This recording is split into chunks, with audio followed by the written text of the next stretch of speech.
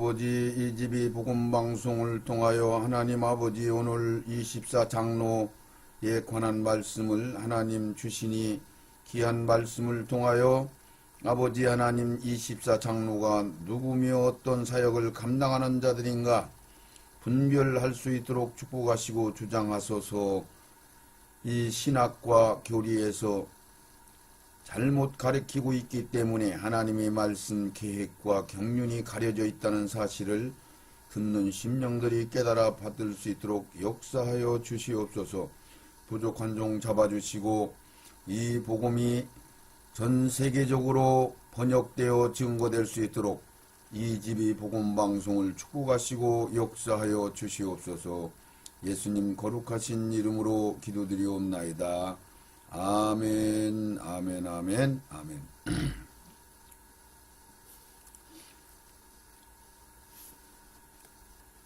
계시록의 4장에 보면은 계시록이 1장에는 시작하는 말씀드리고 2장, 3장 가장은 7교회에 대한 말씀을 증거하고 나서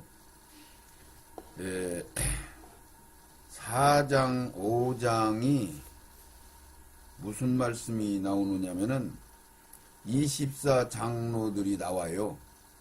24장로들이 나오는데 이것을 지금은 그래도 몇몇 분들은 24장로가 12제자, 12지파여서 24명인 24장로다. 이렇지 않다라고 이야기를 하는 분들이 더러 있어요. 그런데 그동안에는 최근 몇 년 전까지만 하더라도 이 24장로는 12지파와 12제자, 그런 게 12에서 합치면은 24죠. 그들이 장로다. 그렇게 신학과 교리에서, 교회에서 그렇게 가리키고 있었어요. 그것은, 누가 함부로 말할 수 없을 정도로, 그럴싸하죠. 24장로니까 12, 성경에 보면 12에서 24라고 하는 것을 뜻할 수 있는 것은 어느 것도 없으니까 거의 안 나타나니까 그래서 24장로가 12지파와 12제자를 합친 것이 24장로다. 그런 게 구약교회의 12, 신약교회의 12. 그래서 24장로가 이 지금 계시록 4장에 등장하는 24장로다.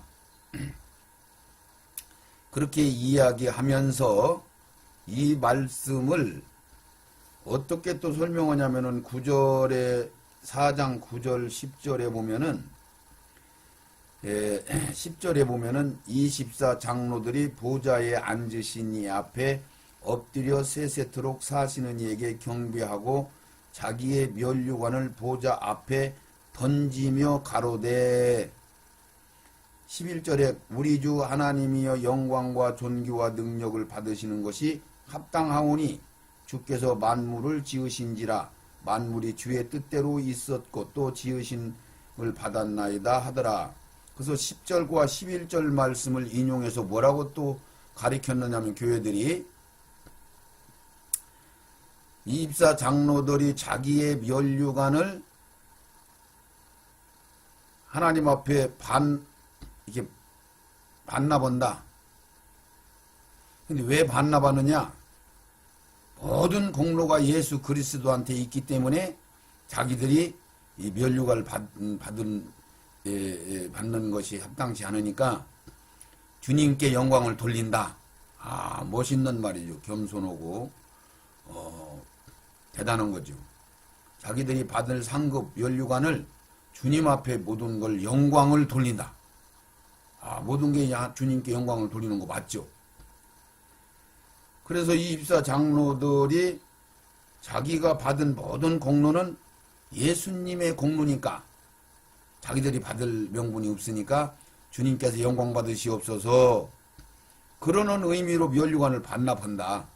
이렇게 가르쳐 왔어요. 그래서 찬양에도 찬송가에도 그런 가사들이 있고 그래서 그렇게 그 정도로 해놨으니까 이건 뭐 확고부동한 거죠. 어느 누가 24장로가 12지파 12제자가 아니다. 이렇게 이야기할 사람은 아무도 없는 거죠. 그러니까 최근까지도 그런 말을 하는 분들이 없었어요. 근데 요즘에 와서는 조금씩 이런 말을 전하는 분들이 서로 있어요. 24장로는 12지파 12제자가 아니다. 이제 지금부터 말씀을 들으면서 4장 5절에서 계시록 24장로가 과연 누구냐? 12지파 12제자들이고 더군다나 12지파와 12제자들은 인간의 육신을 몸을 입고 이 땅에 와서 구속사역에 동참하여서 그들이 특별히 하나님 앞에 선출이 되어 12지파와 12제자의 그 수장들이 된 거죠. 그렇게 된 건데 그들은 사람들이죠. 육신의 몸을 입은 사람들. 그런데 이 24장로는 성경에 기록하기를 성경을 올바르만 보면은 신학과 교리를 안 따라가면은 전통과 상징을 안 따라가면은 이 사람들이 24장로가 사람들이 아니네. 천사들이네. 천사들이라는 보는 것을 여러분들이 증거하여 받을 수가 있을 것입니다. 그럼 지금부터 24장로가 12지파 12제자가 아니라는 것과 이 24장로는 천사들이라고 하는 것을 말씀을 통해서 들으시고 여기에는 또 한 가지 이 4장과 5장 계시록의 말씀은 예수님께서 지금까지 하늘 보좌에서 중보자로 하나님 우편에 앉아서 거기서 중보자로 우리를 위해서 구속사역을 이루시는 기도만 하신 거예요. 기도. 그 기도가 뭐냐면은 영적으로 설명하면 뭐냐면은 예수님이 목수라는 직업을 가지고 건축을 하는 거죠. 무슨 건축?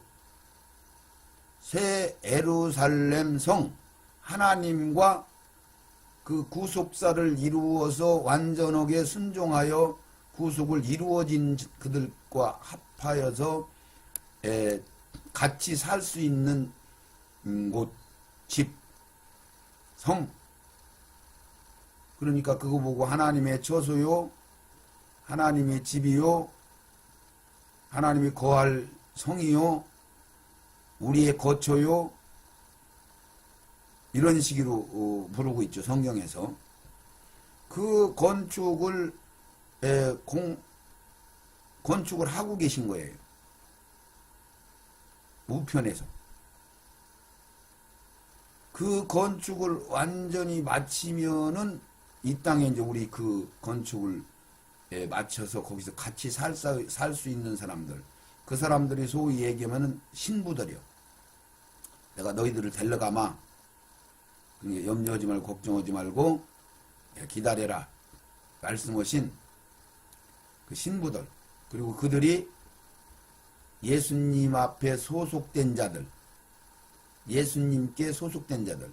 하나님 아버지가 아니고 예수님한테 소속된 자들. 그러니까 주님과 하나 된 개념된 사람들.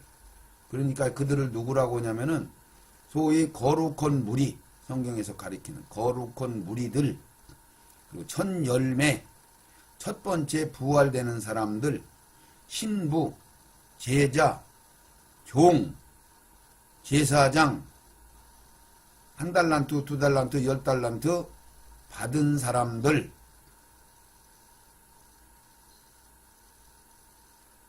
예정을, 택함을 입은 자들, 예수로 완전히 옷을 바꿔 입은 자들, 흰 두루마기를 빨아서 깨끗하게 준비된 자들, 여러 가지로 이렇게 설명하고 있는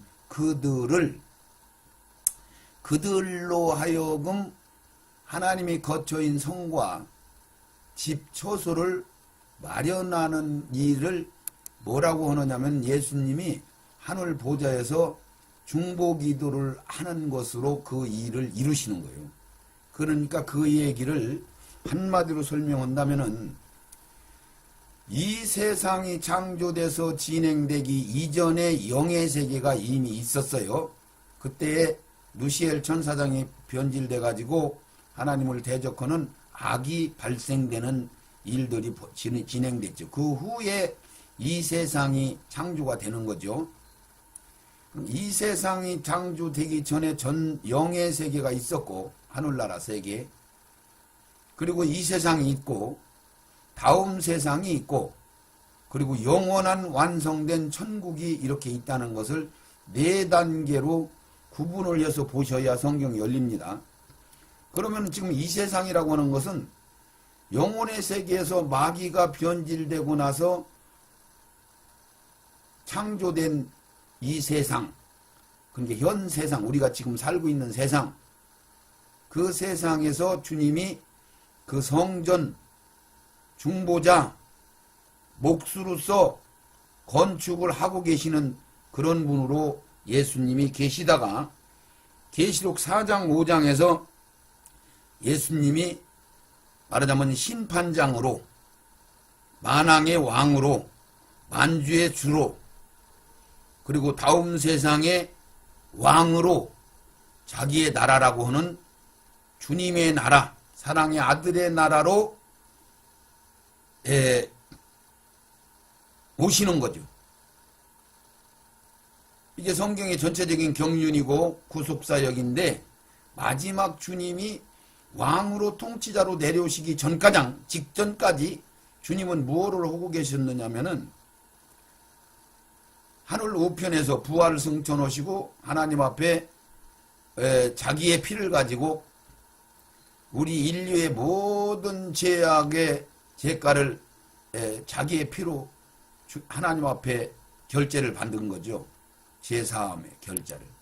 그래서 그 십자가의 도, 그걸 가지고 우리를 구속사역을 하는데, 거기에 핵심적인 내용은 주님께서 우리를 위해서 중보하는 기도로 그 일을 이루신단 말이에요. 그것을 목수가 하나님하고 함께 살 집을 건축하는 것이라고 표현할 수도 있는 거고, 주님이 중보로 우리를 구속사역을 이루신다고 이렇게 표현할 수도 있는 거고, 하나님이 주님께서 새 예루살렘 성을 우리와 함께 건축해 간다고 할 수 있는 그런 것이 계시록 4장과 계시록 5장에서 기록되어 있고, 계시록 4장과 5장에서 예수님이 만왕의 왕과 심판장으로 등극하는, 그러니까 왕권을 가지고 행사하는, 왕의 실세를 가지고 주도권을 잡고 일을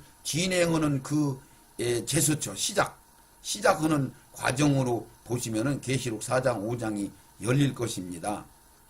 자, 그런 과정에서 조금 이 말씀을 드렸으니까 이 말씀을 조금 표현하면 어떤 얘기냐면은 이런 얘기가 되는 거죠. 요한복음 14장 1절에 보면은 3절까지 너희는 마음에 근심하지 말라. 하나님을 믿으니 또 나를 믿으라. 내 아버지 집에 거할 곳이 많도다. 그렇지 않으면 너희에게 일렀으니라. 내가 너희를 위하여 처소를 예비하러 가노니 가서 너희를 위하여 처소를 예비하면 내가 다시 와서 너희를 내게로 영접하여 나 있는 곳에 너희도 있게 하리라. 다시 오신다는 거죠.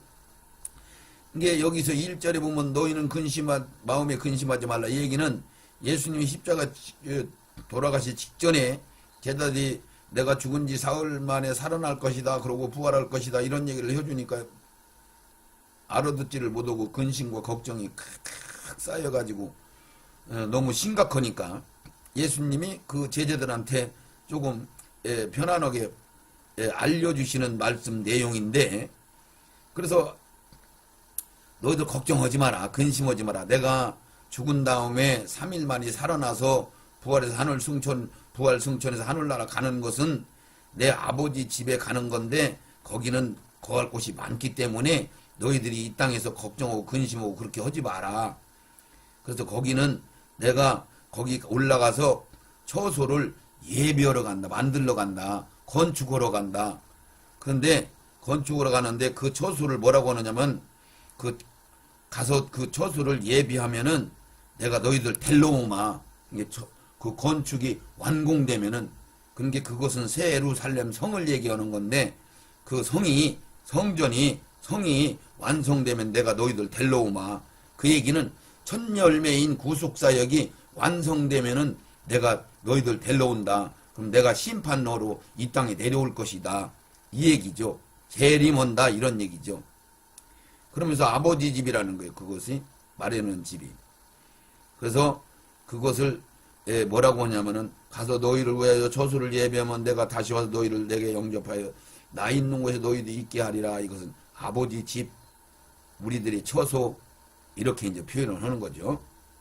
자, 이것을 어떻게 하는 것이냐라고 설명한다면은 에베소서 2장에서 이걸 이렇게 설명해요. 왜 이걸 이해해야만이 계시록 4장 5장 예수님이 심판장으로 등극하는 그 그림이 떠오르기 때문에 이 말씀을 불갑을 안 드릴 수가 없는 거죠.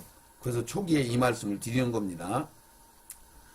계시록 2장, 이제 에베소서 2장에 이 성전 짓는 것을 뭐라고 설명했느냐면은 11절부터 1절부터 읽어도 같은 얘기인데, 그러므로 생략하라. 너희는 그때 육체로 이방인이, 우리 이제 이방인들한테 얘기는 손으로 육체에 행한 할례당이라 칭하는 자들아, 무할례당이라 칭함을 받은 자들아, 이때 너희는 그리스도밖에 있었고 이스라엘 나라밖에 사람이 약속의 언약들에 대하여 외인이요 세상에서는 소망도 없고 하나님도 없는 자더니 이제는 전에 멀리 있던 너희가 그리스도 예수 안에서 그리스도의 피로 가까워졌느니라. 그는 우리의 화평이신 자라 둘로 하나를 만드사 중간에 막힌 담을 하시고, 그러니까 예수님을 얘기하는 거죠. 그는 예수님이 우리의 중보자로, 우리의 하나님과의 관계가 끊어졌던 것을 중간에 다리 역할로 이 표현을 한 거예요.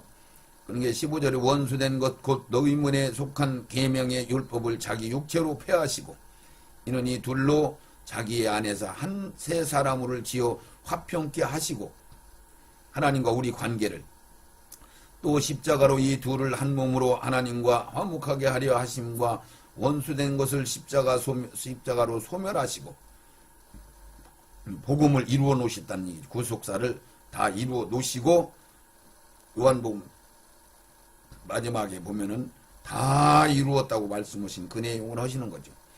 17절 또 오셔서 먼 데 있는 너희와 평안을 전하고 가까운 데 있는 자에게 평안을 전하셨으니, 이것은 이스라엘과 우리 이방인들을 먼 데 있는 자, 우리 가까운 데 이스라엘. 18절에 이는 저로 말미암아 우리 둘이 한 성령 안에서 아버지께 나감을 얻게 하려 하심이니라. 이 얘기는 구약 이스라엘 백성들이 구원받는 것이나 우리가 구원받는 것이나 동일한 이치와 논리와 생명으로 다 같이 똑같이 한 성을 이루는 그 구속사를 이루신다. 이런 게 따로따로 아니란 말이에요. 이스라엘 따로 우리 따로. 그게 무슨 얘기냐면은 우리가 오순절 성령을 통해서 시작해서 모든 인류가 구원받기 시작하죠. 선지자들 빼놓고. 그와 같이 이스라엘도 오순절 성령을 통해서 그들이 구원을 받는데 우리와 동일하게 구원받는다. 이런 얘기를 지금 여기서 한 거예요. 19절 그러므로 이제부터 너희도 외인도 아니요 손도 아니요 오직 성도들과 동일한 시민이요 하나님의 권속이라. 20절 여기 잘 들으세요. 너희는 사도들과 선지자들의 터위에 세우심을 입은 자라. 그리스도 예수께서 친히 모퉁이 뚜이 되셨느니라. 그 안에 건물마다 서로 연결하여 주 안에서 성전이 되어가고 너희도 성령 안에서 하나님의 거하실 처소가 되기 위하여 예수 안에서 함께 지어져 가느니라. 그래서 여기서 누구요? 구약의 이스라엘과 우리 이방인들과 그리고 예수님이 반석이시고 선지자들이 터가 되고 12제자가 계시록 21장에 보면은 12기초석이 되고 12지파는 12분이 되고 이래서 하늘에서 완성돼서 내려오는 새 예루살렘을 이야기하는데 여기에서 22절에는 21절에는 뭐라고 하면 우리가 서로 그 안에서 건물마다 서로 연결하여서 구약의 이 선지자들과 우리 신약의 이 성도들과 서로 연결해서 한 건물을 이룬단 말이죠. 따로따로가 아니고. 그래서 건물마다 서로 연결해 주 안에서 성전이 되어가고 우리도 성령 안에서 하나님이 거하실 처소가 되어간다. 그런 게 하나님이 거할 처소란 말이죠. 하늘에서 계시록 21장에 하늘에서 완성돼 가지고 내려오는 그 성을 새 예루살렘 성이라고 하는데 여기서는 성전이라고도 표현했고 여기서는 하나님이 거할 처소라고 표현했고 우리가 거할 처소라고 표현하는 거예요. 이것을 연합해서 같이 건물이 되어진다. 그래서 제가 이렇게 말씀을 드린 거예요. 예수님이 계시록 4장과 5장에서 중보자로 우리의 구속사를 다 이루시고 그 성이 이제 완성되니까 지상으로 내려오시죠. 그것이 대환란 끝머리 끝에 내려오셔요. 마지막 날에 이 땅으로 지상으로 내려오시는데 그때 이제 부활도 되죠. 마지막 날 부활되죠.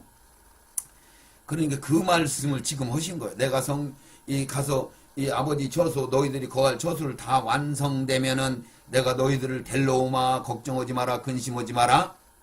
이 말씀은 것이 뭐냐면은 계시록 21장에 새하늘과 새 땅으로 하늘에서 완성돼서 내려오는 하나님으로부터 내려오는 그 성인데 신부가 단장한 것 같은 새 예루살렘 성 이걸 건축물로 얘기하면 예수님이 몫으로 오셔서 그 건축을 하신다 그 얘기죠. 그것을 중보자로 우편에서 기도하시다가 계시록 4장과 5장에서 예수님이 의자에서 이제 보좌에 앉으시고 심판장으로 이제 심판을 하나하나 심판을 해요. 대접재앙, 아니 인재앙, 나팔재앙, 대접재앙 이런 것들을 쭉 이렇게 보면서 그게 이제 계시록에 진행되는 과정들이거든요. 이를 뗄 때마다 이런 현상들을 보여주시잖아요. 그러니까 그건 무슨 얘기냐면은 우리 인생들이 진 잘못된 일들 모든 그동안의 인간 세계에서 이루어진 것들을 거기에 다 잘잘못을 산 것과 심판에 관한 것들을 다 기록된 것이 그 인봉된 책에 기록되어 있단 말이죠. 그걸 띄는 순서에 따라서 그대로 심판이 되는 거예요. 그 안에 나팔재앙이 있고 대접재앙이라는 것들이 그 안에 들어있죠. 인재양 안에 그게 다 들어있는 거야. 이런 식으로 계시록 4장과 5장을 이제부터 하나씩 한 단어 일단 설명을 드리면서 거기서 주요 내용은 24장로가 천사들이고 그들이 12지파 12제자가 아니다. 그리고 그 멸류관을 주님 앞에 반납하는 것은 모든 우리를 구원하고 우리가 멸류관을 받게 된 것은 예수님의 모든 공로다. 부속사역으로 보면 맞죠. 그런데 그게 천사들이 아니라고 우리가 아니란 말이죠. 그래서 모든 영광은 주님께 있기 때문에 주님께 영광을 돌린다. 그래서 멸류관을 던져. 주님께 영광 돌리는 제스처가 던지면 말이 돼요? 안 되죠. 그래서 이런 말씀들을 하나하나 열리면은 성경이 열리기 시작합니다. 그런 의미로 계시록 4장과 5장을 이제 하나씩 풀어 나갑니다.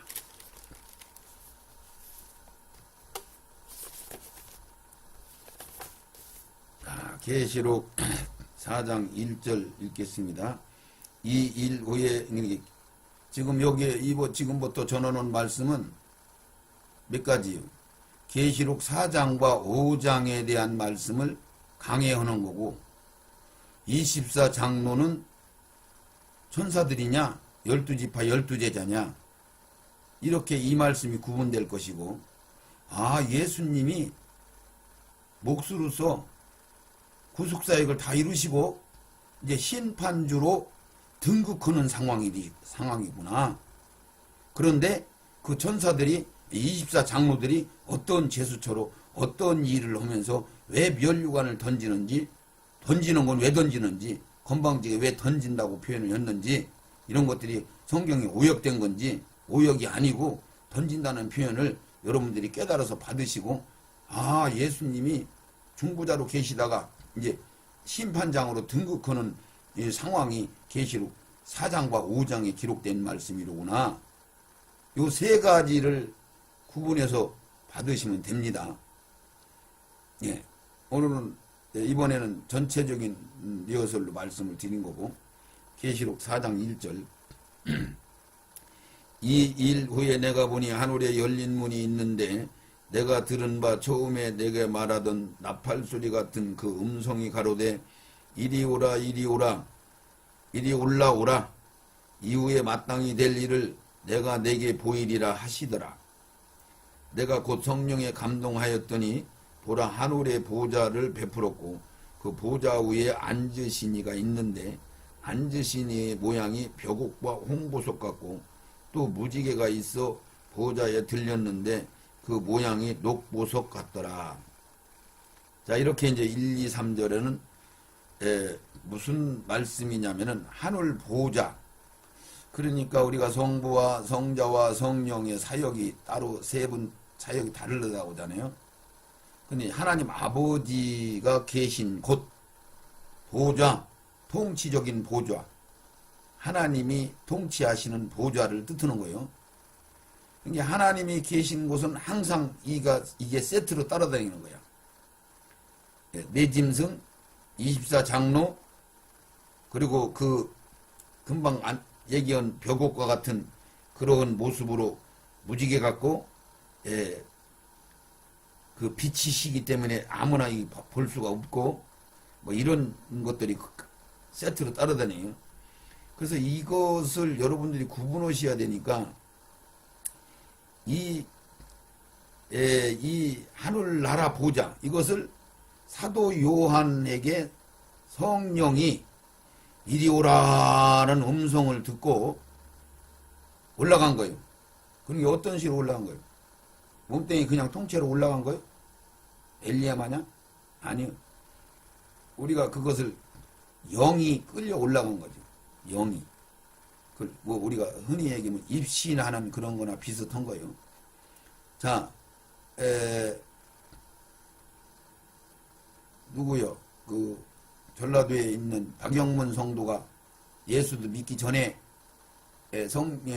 빛의 조명을 받고 불병거를 타고 하늘로 끌려 올라가서 지옥도 보고 천국도 보고 낙원도 보고 이렇게 세 군데를 보고 온 거야. 에? 그 성도는 오염된 말씀을 안 들었기 때문에 그냥 순수하게 성경에 기록된 대로 보고 왔더라고요.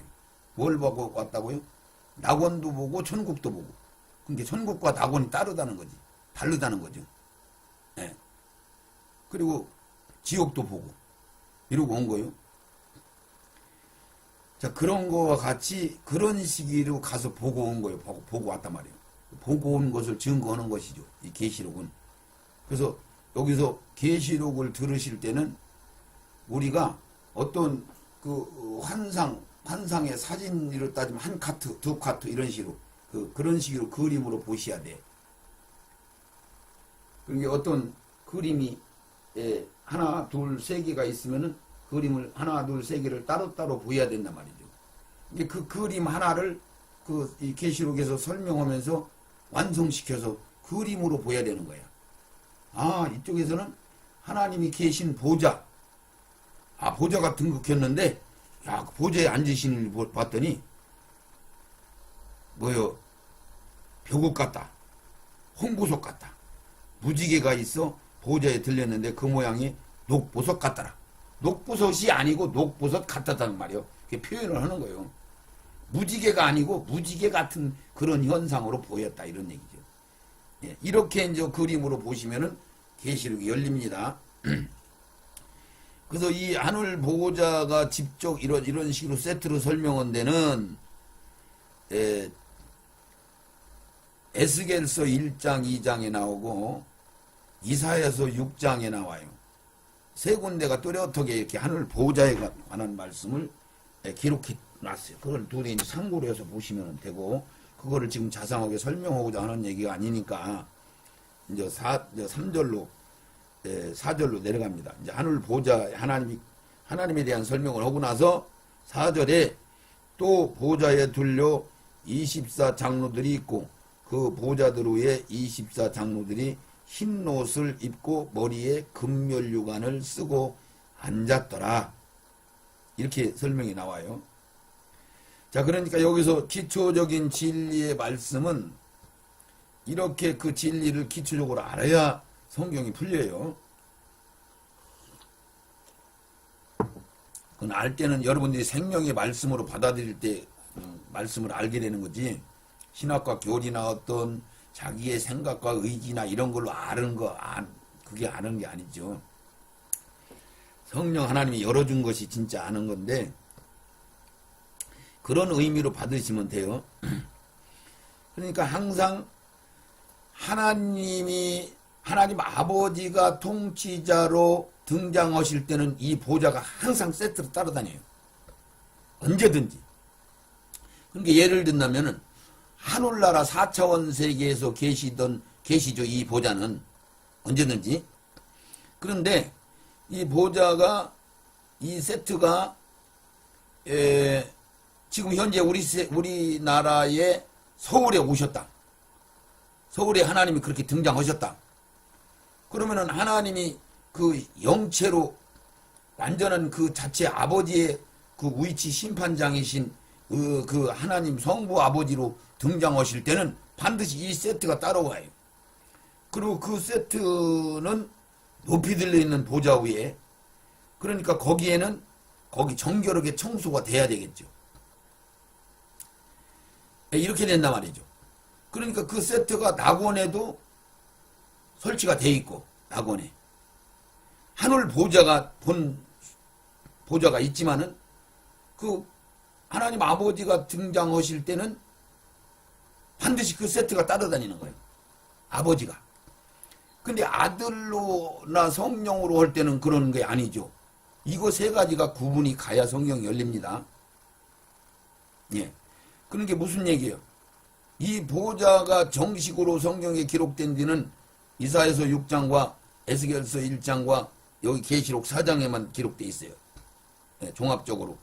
거기에는 반드시 보좌와 높이 들린 보좌와 하나님 모습과 거기에는 24장로와 네 짐승, 이렇게 동일하게 거기에 이 세트예요. 이렇게 순서가 그렇게 되어 있는 거예요. 이게 큰 높은 들려있는 보좌 가장 가까운 곳에 네 짐승 같은, 네 짐승이 아니에요. 네 짐승 같은 그런 어떤 표현으로 볼 때 그런 모습들이 있는 네 그룹 천사가 가장 가까이 있죠. 보좌 가장 가까운데. 그 다음에 24장로가 그 네 생물 바로 그 가까운 데 이제 있어요. 이게 세트에 항상. 이거를 잘 염두에 두셔야 말씀이 열립니다. 근데 여기서 또 4절에 또 보좌에 들려 24장로들이 있고, 그 보좌들 위에 24장로들이 흰옷을 입고 머리에 금면류관을 쓰고 앉았더라 그랬으니까, 미리 말씀드리는 것은 이 24장로들이 보좌에 앉았다 이렇게 얘기해. 보좌에. 이게 보좌에 앉으려면은 누가 보좌에 앉느냐 그러면, 보좌에 앉은 자들은 무조건 왕이라는 권세를 가지고 있어야 돼. 왕이라는 권세. 왕권. 치리자. 재판자. 말하자면 죄를 심판하는 그런 주권을 가지고 있는 자들이 보좌에 앉는 거예요. 아무나 보좌에 앉는 게 아니에요. 그러니까 보좌에 앉았단 말이죠. 그러니까 보좌에 앉은 자들은 왕권, 철장 권세. 그러니까 그들은 완전한 그 자리에 앉아 있는 거죠. 심판하는 자리. 그러니까 최소한도 보좌에 앉아 있기 위해서는 그들이 무슨 직분을 가지고 있느냐 그러면, 반열을 가지고 있느냐 그러면 심판하는 반열이란 말이죠. 왕권을 가졌다. 왕이라는 명칭을 가지고 있단 말이죠. 이런 얘기가 되는 거죠. 예. 그래서 예수님 보고 만왕의 왕이라 그러는 거예요.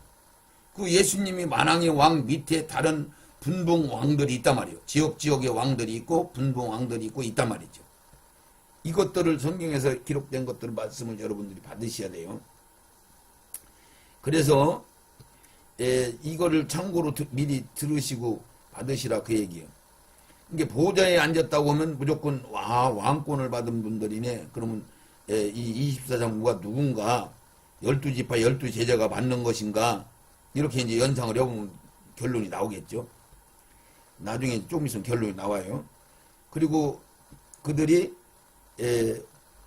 흰옷을 입었고 머리에는 금면류관을 쓰고 앉아있더라. 보좌에. 그러니까 금면류관을 쓴 것은 또 동일하게 똑같이 금면류관을 썼다 그러면 이건 완전히 왕의 권세를 받은 자들이 왕의 권세. 이게 성경에 왕의 권세를 받은 자들이 한 서너 가지가 나와요. 두서너 가지 이 반열들이 나와. 왕의 권세를 받은 자들이. 그러니까 금면류관도 아무나 쓰는 게 아니에요. 금면류관을 받았다 그러면 이 사람들이 통치자네. 보좌에 앉은 자들이네. 보좌에 앉은 자들이란 말이죠. 왕의 권세. 이렇게 이제 그러니까 보좌에 앉아서 통치를 하기 위해서는 예를 들면 우리 인간들도 사람들도 우리 성도들도 말하자면 이 왕권을 받을 수가 있어요. 왕권을. 근데 부활되기 전에는 그걸 못 받는 거예요. 부활이 돼야만 된단 말이에요. 구속이 완성이 돼야 된단 말이죠. 이런 것들을 진리를 알아야 된단 말이지. 그러니까 어떻게 된다고요? 예를 들면 베드로나 야고보나 요한이나 모세나 다윗이나 이런 사람들이 왕권을 받았다고 하자고요. 그러면은 그들이 부활이 돼야 그 역할을 한단 말이에요. 부활돼야.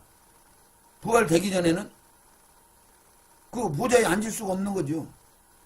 부활되기 전에는 금면류관을 못 쓰는 거예요. 부활이 돼야 그 자리에 앉을 수 있다는 얘기죠.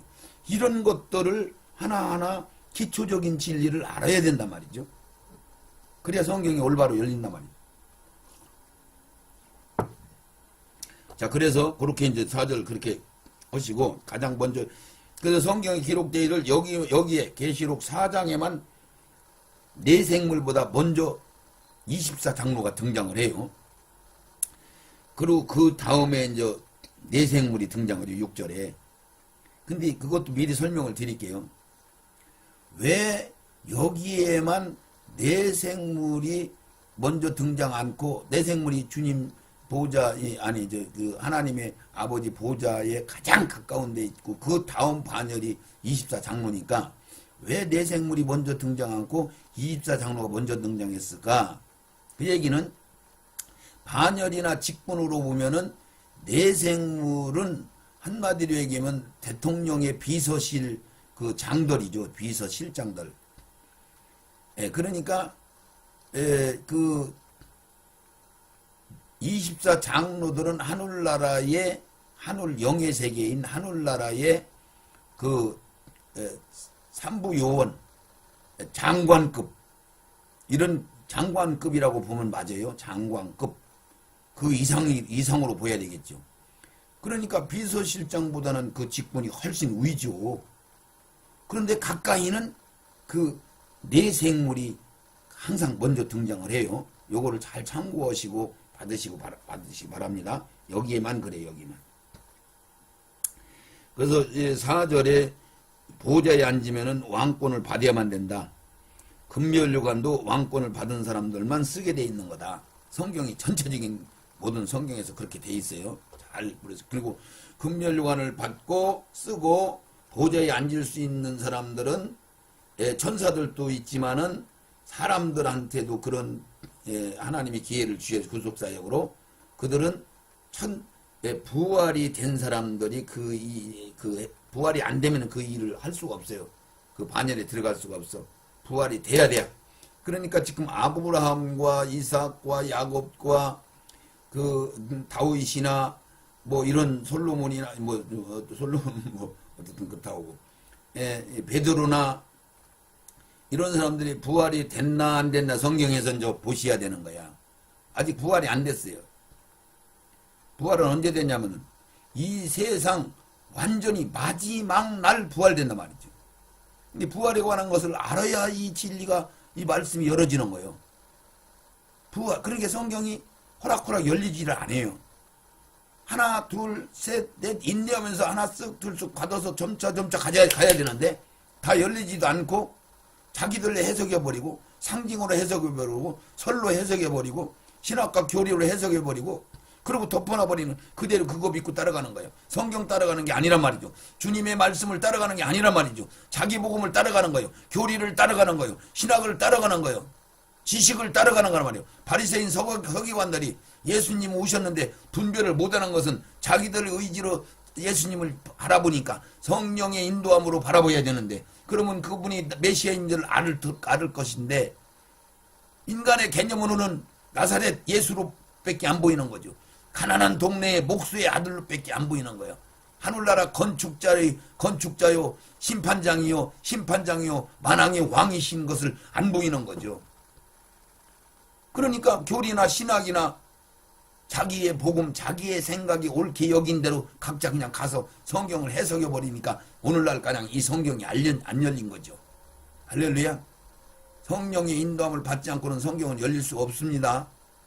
이게 지금도 여러분들은 순수한 마음으로 성경이 기록됐으면 두렵고 떨리는 마음으로 받아야 되는데 교리와 신학과 이런 것들을 따라가고 그 교리가 그렇게 안 가르쳤는데 한번 지옥 가면 다시는 못 나온다고 했는데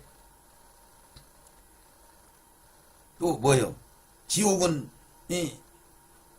지옥이 이 세상 모든 심판이 끝이라고 했는데 지옥은 들어갔다 나왔다 하고 지옥도 없어지고 나중에 지옥은 사망의 나라가 아니란 말이요. 사망의 나라에 소속돼 있죠. 그러나 불못이라고 하는 곳이 천국과 같은 개념, 영원히 사라지지 않는 심판, 쓰레기들이 다 모이는 곳, 심판받아 죄인들이 다 거기서 들어갈 때가 불못인데 지옥이라고 한다면 그렇게 지금까지 알았잖아요. 마귀나 사단이나 마귀들이라고 하고 마귀는 단순데 미혹의 영들이라고 해야 되는데 이런 식으로 잘못된 복음을 가지고 안 논단 말이죠.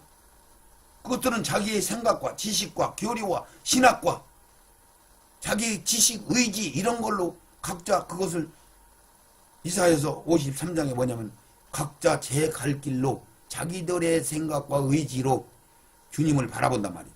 나사렛 예수로 바라보는 거고 나사렛에서 무슨 거룩한 것이 나올 수 있느냐 말이죠. 그러니까 예수님이 하는 일이 사단의 왕 바알세불에 힘입어서 하는 것이다 라고 해석할 수밖에 없는 거죠. 소경은 이미 알았어요. 날 때부터 소경된 자를 어떻게 눈을 뜨게 하느냐. 악한 것들은 그런 일을 한다는 얘기를 들어보지도 못했고 지금까지 장세 이후로 지금까지 날 때부터 소경된 자의 눈을 뜨게 한 사실은 들어보지를 못했다. 그러니까 마귀들도 그 일을 못하는 거다. 근데 이 일을 한 거 보니까 이건 분명히 하늘에서 오신 분이다. 하나님의 역사다. 나는 알겠는데 당신들은 왜 모르느냐. 이렇게 그 소경 받으며 소경이 그렇게 얘기하잖아요. 그러니까 예수님이 하는 게 너희들이 소경이었으면은 죄가 없으려니와 본다고 하니까 너희들은 심판받는다. 이렇게 설명하잖아요. 자, 그럼 계시록 4장 5절을 또 봅니다. 보좌로부터 번개와 음성과 내성이 나고 보좌 앞에 7 등불 켠 것이 있으니 이는 하나님의 7 영이라. 자, 7 영. 7이라고는 숫자는 완전한 숫자 개념이죠. 완성, 완전. 그러니까 성령이 영은 성령을 뜻하는 거 다른 걸 의미하는 게 아니에요. 성령이 우리에게 구속사역을 이루시기 위해서 나타나서 보여주시는 현상들을 불같이 기름과 같이 생수와 같이 뭐 지혜와 총명신으로 뭐 이런 식으로 나타나는 것을 7 영이다 그러는 거예요. 자, 그래서 7 영. 등불을 켜는 것이 있는데 이는 하나님의 일곱 영이라고 그래요. 그 보좌 주변에 그 상황을 설명하는 거죠. 그리고 6절에 보좌 앞에 수정과 같은 유리바다가 있고 보좌 가운데 보좌 주위에 네 생물이 있는데 앞뒤에 눈이 가득하더라. 그래서 여러분들이 이것을 참고해야 될 것은 보좌 앞에 수정과 같은 유리바다, 그러니까 유리바다, 수정과 같은 불바다, 근데 거기에 불이 있단 말이에요. 그런 유리바다 같은 그런 보좌가 등장하고 이렇게 하면은 거기가 하늘나라 하나님이 심판장으로 계신 말하자면 모든 걸 받으시고 명령하시는 그 위치에 이 하늘 보좌구나. 이렇게 이제 여러분들이 이해를 하셔야 돼요. 알아들으셔야 되는 거예요. 수정과 같은 유리바다. 그 가운데 이게 계시록 이제 16장에도 나오죠. 네 생물이 있는데 앞뒤에 눈이 가득하더라. 네 생물이라고, 네 생물. 살아있는 어떤 물건과 같은 그런 현상이에요. 그렇게 일단 받으시고, 그거 네 생물에 관한 것을 뭐라고 얘기하냐면, 첫째 생물은 사자 같고, 둘째 생물은 송아지 같고, 셋째 생물은 얼굴이 사람 같고, 넷째 생물은 날아가는 독수리 같은데, 같은 거지 독수리가 아니란 말이야. 사자가 아니란 말이야. 사자 같아. 사람 같아. 이렇단 말이죠. 근데 조금 더 읽으면 8절에 내 생물의 모양새가 어떻게 있냐면은 독수리 같고 사람 같고 사자 같고 그런데 내 생물이 각각 6날개, 6날개. 그러니까 어깨 위쪽에 2날개, 가운데 2날개, 좀 밑에 쪽에 2날개에서 날개가 6개가 있어요. 6날개가 있고 그 안과 주위에 눈이 가득해요. 그러니까 막 동서남북으로 뭐 어떤 회전한다든가 이런 게 없어. 그냥 직각 눈이 가득하더라. 그들이 밤낮 쉬지 않고 이르기를 거룩하다. 이것은 에스겔서 1장 2장을 보면 이게 나와요. 자세하게 더 하나님 곧 전능하신 이여 전에도 계시고 이제도 계시고 장차 오실 자라 하고 이제 왜 여기서 주 하나님 곧 전능하신 이여 예수님을 소개하는 거예요. 전에도 계시고 이제도 계시고 장차 오실 자라. 그래서 계시록에 읽다 보면은 전에도 계시고 지금도 계시고 다시 오실 예수. 그런데 이제 예수님이 이 땅에 오시잖아요. 그러면은 전에도 계시고 지금도 계시고 장차 오실 예수가 빠져버리고 이미 오셨다라는 설명이 거기에 첨가가 돼요. 이런 것들을 구분해서 보시면은 말씀이 열립니다. 이 네 생물은 6날개를 가지고 사자같이 또 하나는 뭐요? 독수리같이 하나는 송아지같이 하나는 사람과 같이. 자, 그래서 이것을 많은 교회에서는 뭐 마태복음, 마가복음, 누가복음, 그래서 마태복음은 뭐 송아지복음, 뭐 사자복음, 왕의복음 뭐 이런 식이라 가지고 요한복음은 독수리복음 뭐 이런 식으로 이제 얘기를 해요. 자, 그런 뜻이 아니고 그렇게 하면 그럴싸하죠. 근데 이것을 제가 설명을 드릴게요. 들어보시면 무슨 내용. 자, 하늘 보좌에 하나님이 계신데 거기에서 가장 근접한 위치에서 내가 비서실장과 같은 역할을 한다 그러죠. 그 통치자가 하시고자 하는 일들을 착착착착 수중 들어서 일을 다 처리한단 말이에요. 왜 계시록 이제 6장, 7장, 8장, 9장, 10장에 쫙 11장, 21장까지 쫙 보면은 이 천사들이 그룹 천사들이 24장로 중에 하나가 24장로 중에 하나가 24장로 중에 하나가 막 이런 식으로 나와요. 거기 네 짐승이 같이 이제 협력을 하고 이들이 이제 모든 심판을 하는 일들을 다 주장을 해. 자, 그러니까 여기서 미리 뭐 또 얘기 드리셨는데 지금 이때 당시에 아니 이따 얘기하고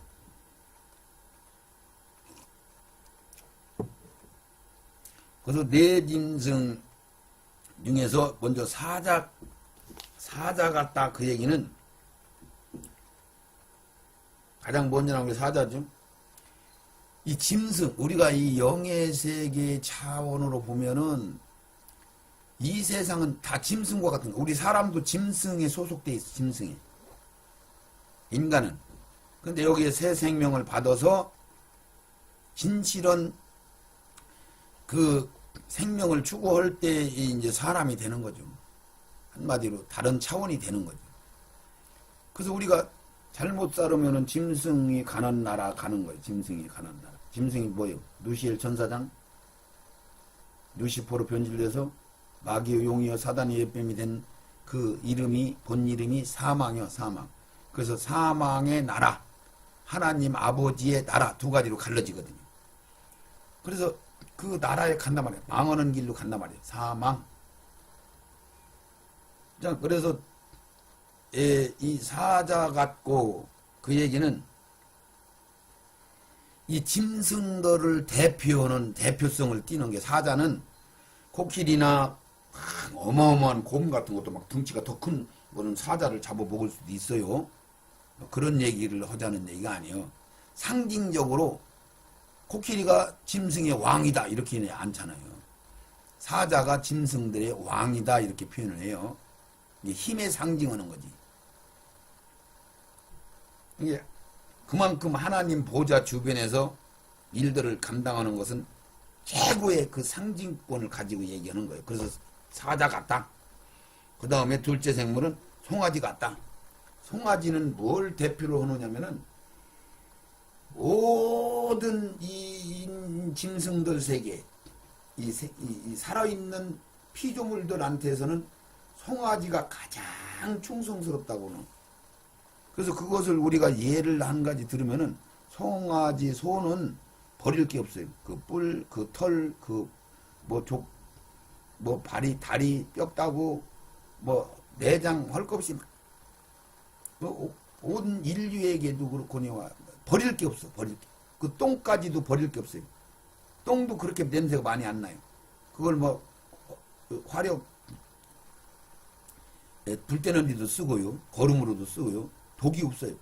그렇게 좋아요.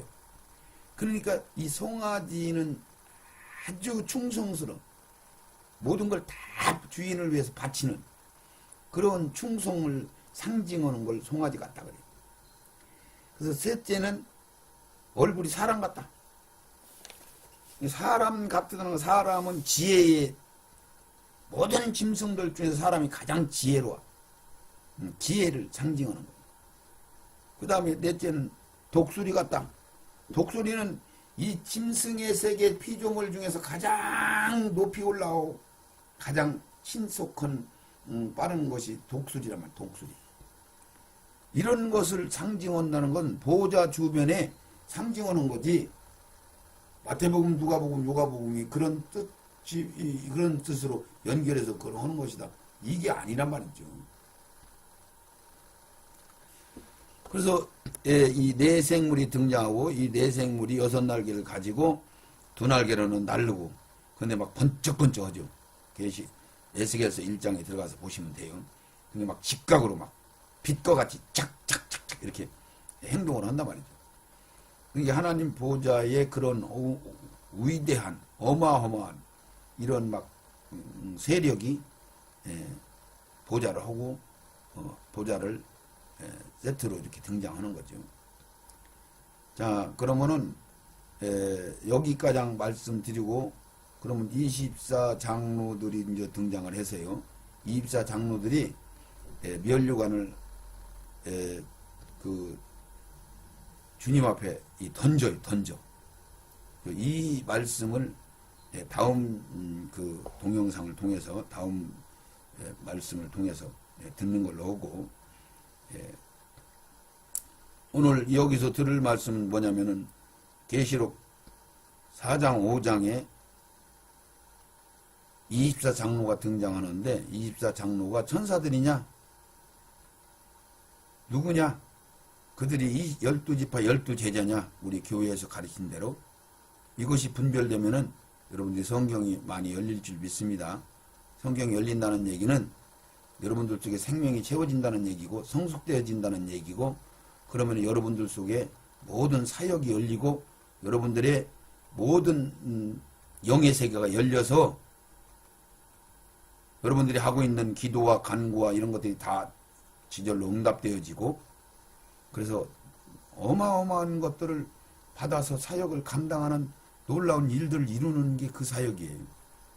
근데 지금 이제 그런 일들이 전부 말씀이 가로막혀서 거기까지 못 들어간단 말이죠. 은사적인 개념으로 하나님이 큰 교회들을 맡아서 사역을 감당하는 것은, 그거는 꼭 신앙이 성숙돼야만 되는 건 아니에요. 예. 그건 나중에 또 설명드리기로 하고 기도하겠습니다. 하나님 아버지, 24장로들이 어떤 역할을 감당하는 반열이며 그들이 참으로 12제자 12지파인인 것인가, 과연 이들이 구속을 입은 자들이 장로 노릇을 하는 것인지 천사들인지 분별할 수 있도록 축복하시고 역사하여 주시옵소서. 지속하여 말씀을 듣고 이 집이 복음방송으로 하여금 영원한 복음이 저들 심령 듣는 사모하는 심령들에게 다 채워지기를 원합니다. 붙들어 주시옵소서. 예수님의 이름으로 기도드리옵나이다. 아멘, 아멘, 아멘.